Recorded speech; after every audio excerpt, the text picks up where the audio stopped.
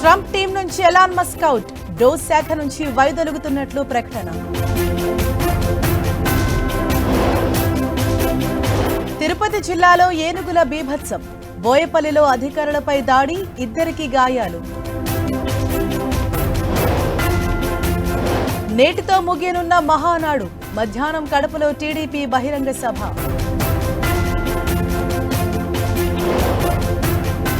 మంత్రులకు CM Revanth dinner party, మంత్రివర్గ విస్తరణ నేపథ్యంలో విందుపై ఉత్కంఠ.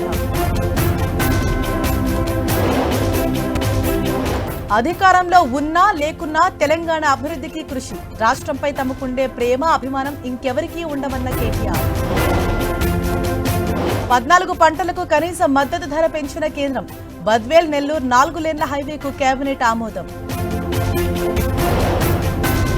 పాక్ సరిహద్దు రాష్ట్రాల్లో ఇవాల్టి సివిల్ మాక్ డ్రిల్ వాయిదా, జూన్ 3న మాక్ డ్రిల్ నిర్వహించనున్న పంజాబ్.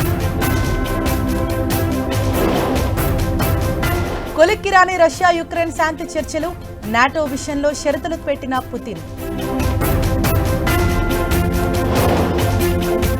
హమాస్ కీలక నేత మహమ్మద్ సిన్వర్ హతం, యుద్ధ విమానాలతో గాజాపై విరుచుకుపడిన ఇజ్రాయెల్.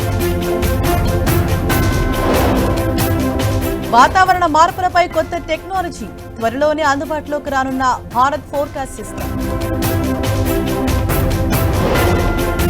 తెలుగు రాష్ట్రాల్లో దంచుకొడుతున్న వర్షాలు, పలు జిల్లాలకు ఆరెంజ్ అలర్ట్ జారీ.